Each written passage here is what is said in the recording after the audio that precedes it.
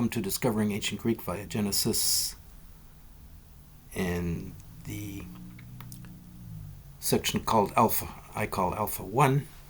This is the first lesson, we could say. And I'm going to start with a Greek word, which I hope to type on the screen. Okay, I'm not sure what kind of a keyboard I have right now. Let's take a look. Okay, I've got English. Let's go to capitals. Oops. Let's get rid of this keyboard and go back to where I was. Okay. Oops. Got small again. Alright, I can see if I can get it big. Yeah, come on. Giving me troubles here. There we go.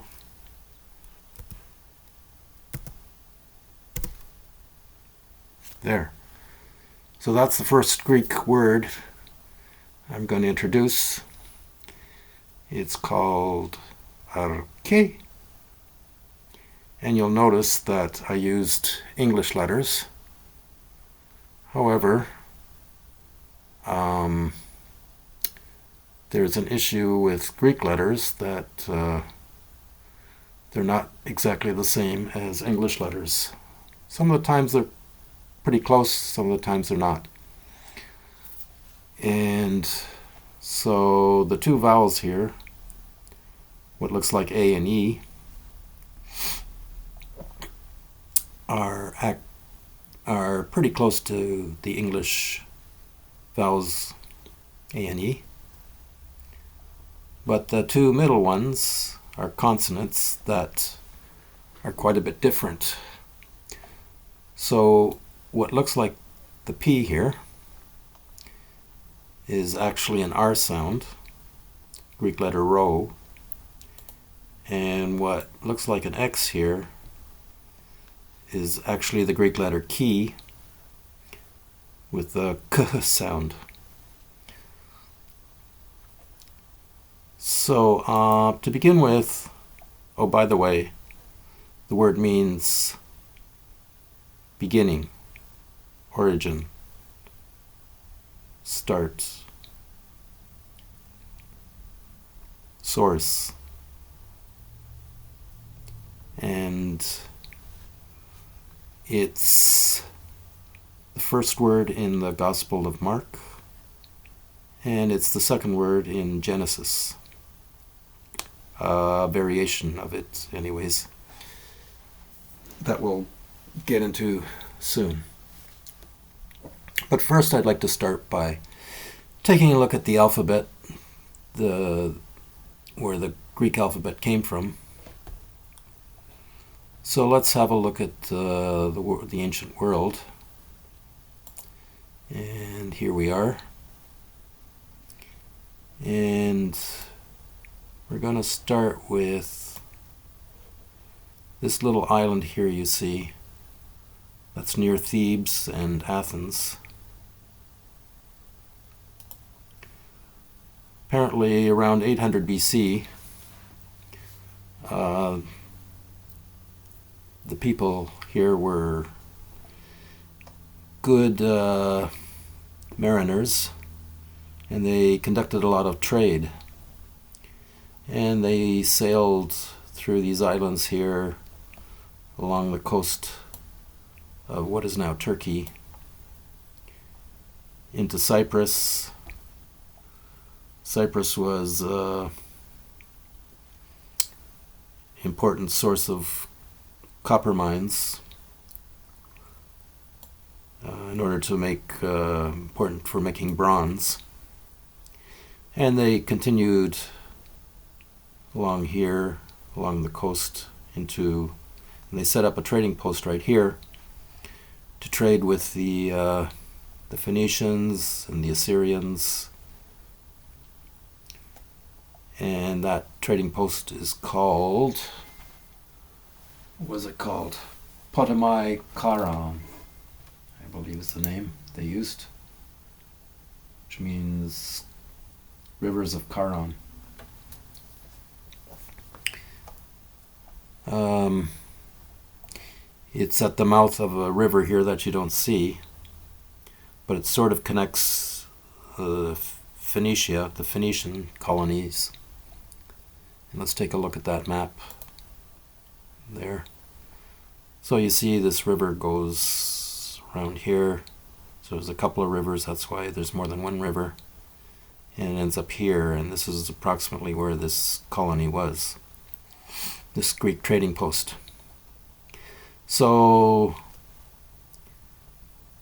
that's where the Greeks and the Phoenicians came into contact, and likely where the Greeks learned about the Phoenician alphabet.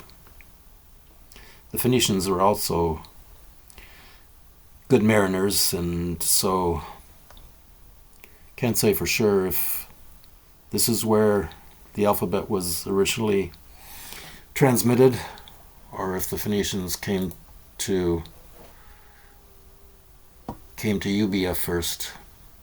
By the way, Euboea, this is the name of this island, which means good cattle country in Greek. Euboea.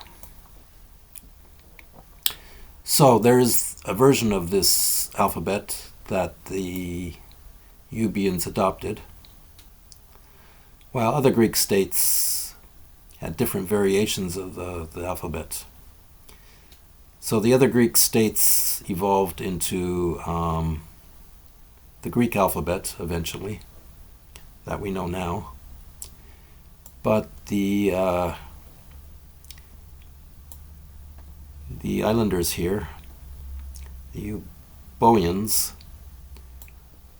they're a little after they acquired the alphabet from the Phoenicians here. They came around and created a colony right about, my goodness,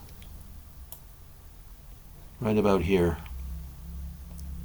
So they sailed into here, they created a colony at Cumae. And let's take a look at that. Whoops, I don't know what that is. There's a picture.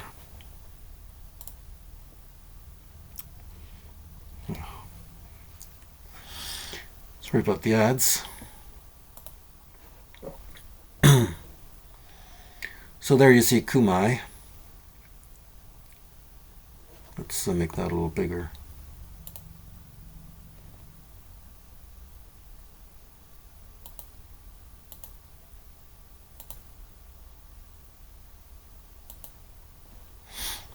All right. And so there are a few colonies here that the Euboeans created, and the alphabet here was eventually adopted by the Etruscans, and then the Romans, and then it became the Latin alphabet, which was adopted throughout Europe and generally evolved into the English alphabet that we have today. So here we have the English alphabet and the story of the English alphabet and the Greek alphabet. I could point out that Cumae is very close to Neapolis. So there is a myth here that Cumae is where Odysseus sailed and was entranced by the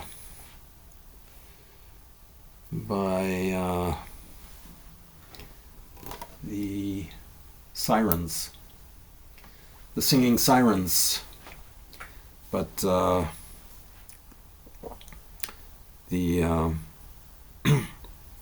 he was tied to the mast of his ship, so he wouldn't be he wouldn't be entranced enough to direct the ships towards the rocks, and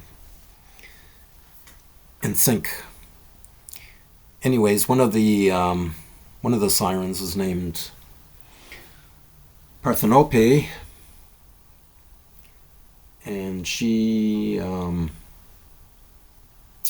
let's see, somehow, see how this myth, that means, the name of, her name means virgin voice, and she eventually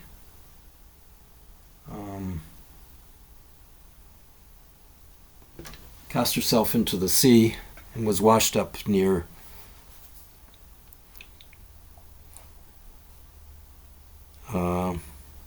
what is now Naples, and was at that time the city was renamed, was originally named Parthenope in her honor, but there was a centaur named Vesuvius that fell in love with her, but the god Zeus, or the Romans called him Jupiter, wanted to protect Parthenope's virginity, and he turned the centaur Vesuvius into a volcano, and that volcano, in its frustration, erupted from time to time. And we all know about the story of Pompeii, what happened to that eventually. So anyways, Neapolis became Naples, and it's still a very important city in Italy. So, I think I'm going to end this introduction to Greek and the Greek alphabet for now, and continue in the next lesson in Alpha 2. So join me there. Bye for now.